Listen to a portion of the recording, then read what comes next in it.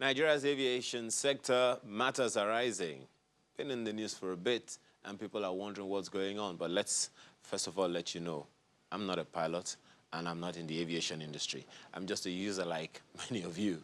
But there are people here who will be able to take this on for us. We have the Acting Director General of Nigeria Civil Aviation Authority, Captain Abdullahi Sidi. Thank you very much for joining us. Thank you very much for having me. In company of Engineer Balami Isaac, who is a former president of National Association of Aircraft Pilots and Engineers. Thank you very much for that. Let me begin with you, the Acting DG. So Nigeria has signed some instruments of late. One of them is basa. There's the Convention on the Suppression of Unlawful Acts Against Safety of Civil Aviation, and some Convention for the Suppression of Unlawful Seizure of Aircraft, as well as the Bilateral Air Services Agreement, basa. Prior to these instruments kicking in, what existed? And with this signing, what are the things that are going to be made easier? Well, I would say basa has always been there since the beginning of aviation. You understand, it's bilateral service agreement between two countries.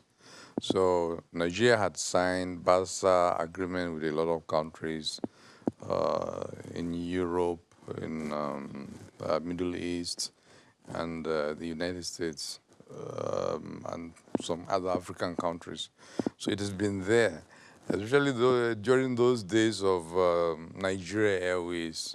You see, if you go to country A, then there's an agreement also that that country, having an airline, will come to your own country.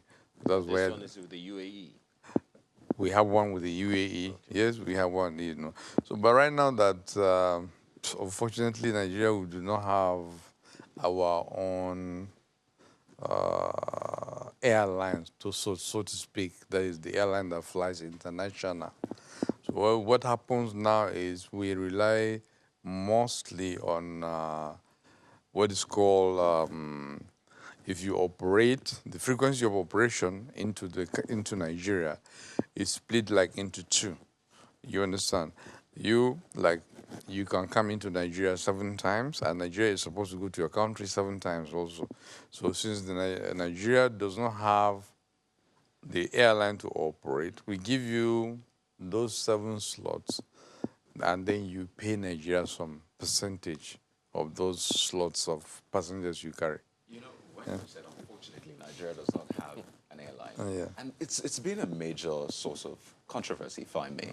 Now, some say, do we really need to have a flag carrier? I mean, and they give example, the United States, for example. They don't have a flag carrier. I mean, they had to discontinue what they had before the World War. And what they did was deregulate the sector, ensure that private actors come in, and now fares have dropped. A lot of things have happened. So this conversation about having Nigeria Air, whatever the case is, do we really need it? I was going to wait, but then you mentioned it, so let's just go right into it. Yeah, well, yes and no. You understand? If you look at Nigerian aviation industry, it's been deregulated also.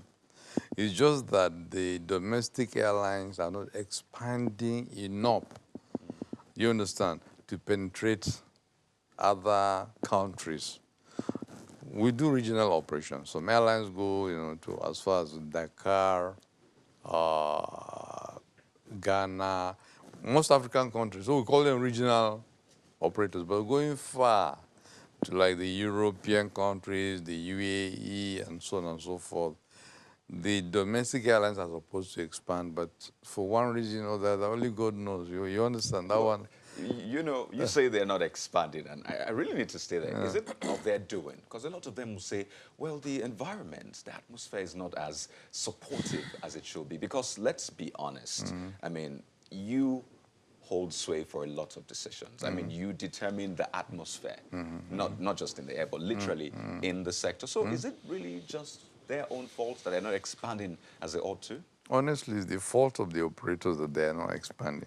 You see, when they make up or when they make a plan, most of them stay within the minimum requirement. But you should encourage them, push them. No, I think if you look at the Nigerian economy and what the Nigerian government is doing, it's giving them a lot of encouragement. That's why we have so many airlines, domestic airlines. And a lot of them probably have 3, 4, 5 airplanes maximum. Do you understand? But then they're supposed to have a plan of expansion. If you source money to buy aeroplane to operate to do domestic operation, you should also have the same source to buy a bigger aeroplane that you can do long-range flight with it. You know, Do you understand? So it's a question of how you plan your operations, right, or how you want your airline to expand or to stay. Do you understand? And probably, the way I look at it, most Nigerian airline operators are probably contented with the little they get in Nigeria. I'm sure a lot of them will differ, but let's bring you in. I know you want to jump into this conversation. What do you think about that conversation? Well, I think I was privileged to be a member of the National Carrier Committee. And about 13 of us sat down for some weeks to look at this sector. Excuse me. You see, there are so many variables. When you talk about having an airline, like the DG did say, sometimes he wonders why the airlines are a bit stuck. And I can just shed more light to to the point he has raised. There are so many variables to have a sustainable national carrier or a sustainable flag carrier. First of all, the number one cost of aviation is fuel, about 40%. Which means when you make 10 billion naira a month on ticket sales, 4 billion naira goes on Jet A1 aviation fuel alone. You're not talking about your staff salary. You're not talking about C check, D check. You're not talking about taxes, multiple taxations here and there. You're not talking about the catering. You're not talking about the training. You're not talking about the ground handling support. Essentially, what are you saying? So, the variables to have a sustainable national carrier, which is part of the reason why we push and we are in support of whether national carrier or flag carrier, it doesn't really matter. Because today, Delta Airline, American Airline, they're all flag carriers, right? But they enjoy the status of a national carrier. In 2008 or so, when President Obama was given, some kind of like intervention funding to other sectors, Delta Airline also, they said, we don't want any money, we are fine. But give us money, let us build our own refinery to produce our own aviation jet A1. Let me tell you this, sir. When Arik was flying to Dubai, then aviation fuel was about 220. Then Naira was about 220 Naira or so to $1, right? So which means Arik was paying slightly above $1 for 1 liter of jet A1. Emirates, that they were competing with, was paying about 15 cents for jet A1 in Dubai. Now, how do they compete, first of all? I think you have come to that conversation now. Yeah, when so there are so growing. many challenges, there are so many, but you see, let me tell you why the issue of, now, and the national carrier idea is not for government to own it 100%. In fact, in our recommendation, which the Minister of Aviation has made clear, he has been saying that this is not a government airline. It's going to be private sector driven. It could be either few airlines coming together, if that can work, fine. If that cannot work, just businessmen coming together, or people come from different parts of the world. But he is also looking at having local content. The angle that part of the conversation, that you have mentioned is, which I think both of you agree on, yes, is the fact that the environment is not very, very friendly for investment in aviation. Is that what you're saying? That is a national thing. Things are tough, well, you right? talked about for spending 40% on just one. Globally, element. that is the cost of flying an aircraft globally. It's not just in Nigeria. It's a global phenomenon. It's a global thing. So the point here now is... So what do we then do to bridge that gap? That is it now. So, you see, if you have a national carrier or a flag carrier that is duly recognized, because even if government has like a sweat equity, like 5-10% equity in it, we can push. During that period, during our National Carrier Committee report, we met with the GMD of NMPC. He said, well, if things be in place with time, once NMPC stabilizes, that they can produce aviation fuel at 15 naira per liter. That means that, okay, when I used to be in Aero Contractors Airline, and I have been saying this over and over, we used to spend about 800 million naira on aviation fuel every month. Now, if you're buying fuel for, let's say, half of that amount, that Aero will have been saving about 400 million naira every month on fuel alone, which means they won't be where they are today.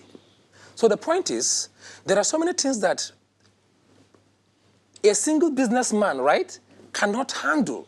It takes a national carrier status or flag carrier that government has, no matter how small the equity is. If Nigerian government has equity, no matter how small, in Virgin Nigeria, during that crisis, because I was the pilot and the aircraft engineer's national president by then, what happened wouldn't have actually happened. Because even if it is 2% that the government owns, they must do something, right? One of the elements that also costs a lot of money, which we are aware in that industry, and I think the DG might also want to weigh in here, is what you call maintenance, repair, and overhaul, MRO. Yeah. Is that done in Nigeria, and why does it have to be outside Nigeria? Well, he's an engineer. He's very versatile in that perspective. But then the issue also is like MRO, maintenance repair organization for an aeroplane, costs a lot of money to be established. And you look at, MRO is specific to what type of airplane you really want to maintain. We have 737s, and then if you bring bigger airplanes, you understand, you would need to have a bigger facility. That's where you can maintain that big airplane. So it's a capital incentive thing. Do you understand? And then plus the fact that there are other issues, that really one wouldn't want to bring public. Do you understand? A lot of people will choose to get the money, take the aeroplane out, you understand, maintain it outside. Because they perhaps get value for their money doing that. One of the reasons, and then they also get extra. You understand? So really people like, okay, if you say, well, I'm going to invest in an MRO in Nigeria, you will hardly get enough patronage to run your MRO. We have aero contractors, he will tell you. They have an MRO, they can do 737. But I can tell you, some operators choose to take the 737 with the airplane outside the country and do the maintenance. You understand? See, that is now another side of what our people do, maybe to make extra money. And it begs the question, what you are doing to ensure that at least, because we're saying buy made in Nigeria, and I'll come to you briefly, but it begs the question, I mean, if we know these things, you have said it, yes, you don't want to mention some things in public, but we need to ensure that some of these things stay in the country and we develop it. I was reading figures, how much it actually costs, the maintenance costs. Honestly. And I'm looking at it, if this money actually stays here, we can imagine what it will do. So is that really possible? Okay, and so thank you. You see, our acting DG mentioned aero contractors. In fact, in aero, I played a key role in setting up the aero's MRO that exists today before I left. And today, by the grace of God, with my team, we have been able to set up the first ever aircraft maintenance, repair, and overhaul facility in West and Central Africa that is independent. And we have our hangar in Lagos and Abuja, and Lagos has just been activated. In fact, just this week now, we just took in a jet. We are this close to paying for airtime. Well, no. I'm just telling you real time that is happening. So it's not about airtime, it's about what Nigerians are doing. Because we are like 95% Nigerians doing this. We're doing D-check, even in Aero, in 7-star Global, we do C-check, D-check right now. The question really is... The issue is now expansion, capacity funding, because it's not cheap like the acting DG did mention. It's not actually cheap. And also, the issue is that this is one country where you see a billionaire from Nigeria or from Africa who God has blessed with money, right? Now he owns a jet. And even the lady who will serve him coffee on board, he prefers to see a white lady. That is our mentality, right? But things are changing. Trust me, whether Aero or ourselves, if you go to my hangar now in Lagos, you will see 4 helicopters in there. You will see two aircraft out there ready for maintenance. We're able to deal with some of the issues, but let me take this back to the acting DG.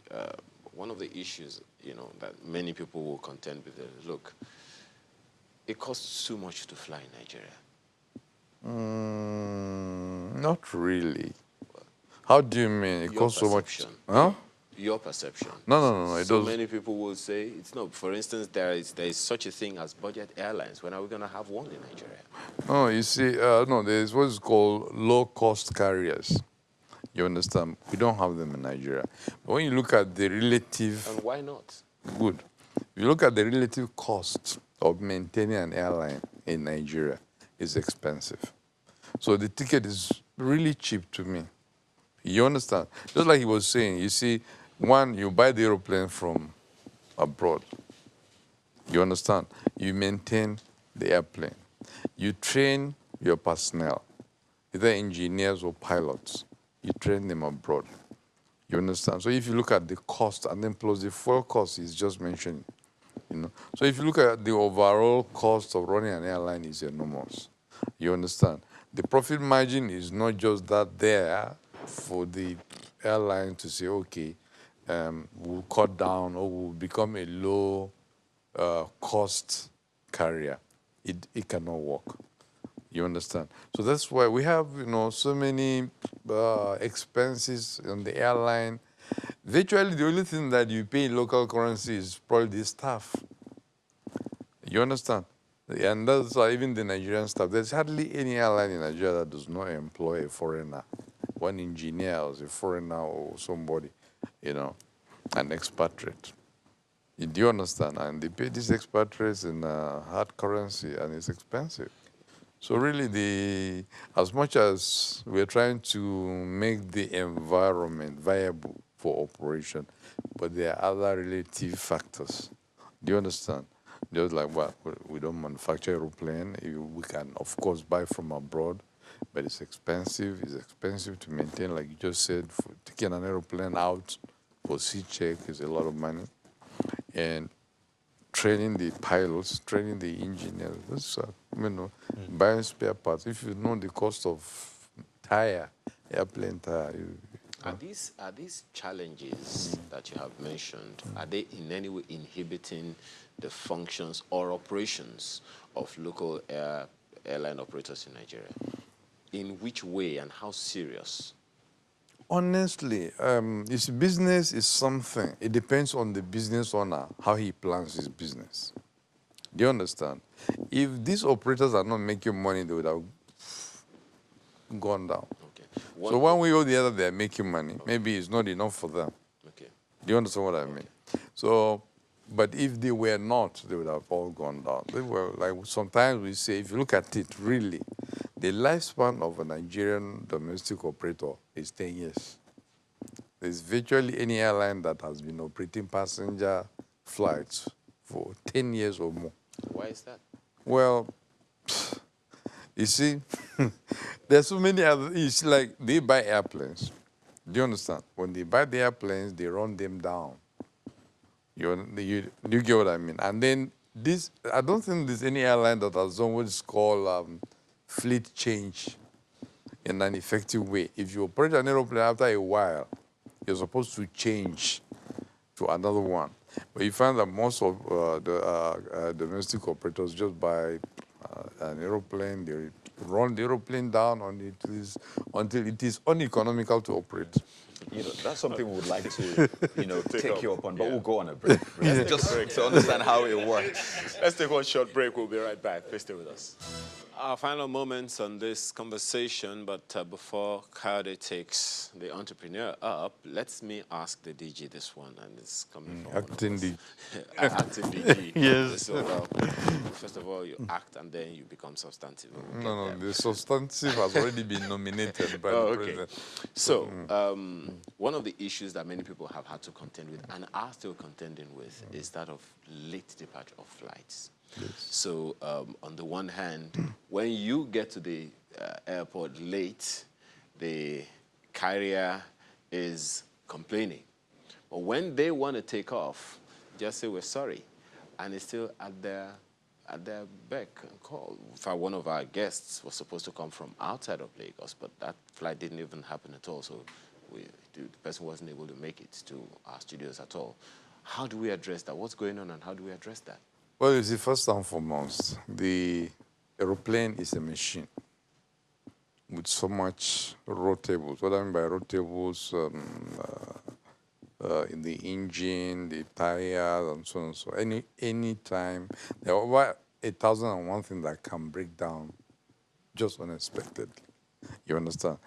That could be one of the reasons for the delay. Now, but really, I'll be honest with you, like 7 a.m. out of Lagos, you find like 10 aeroplanes or 20 trying to depart at that 7 a.m. Do you understand? Some want to go to Abuja, some want to go to Port Harcourt, and so on, various destinations. So now the ATC, air traffic controllers, they're doing a lot of job. They're doing a very good job. They have to space them. That's number one.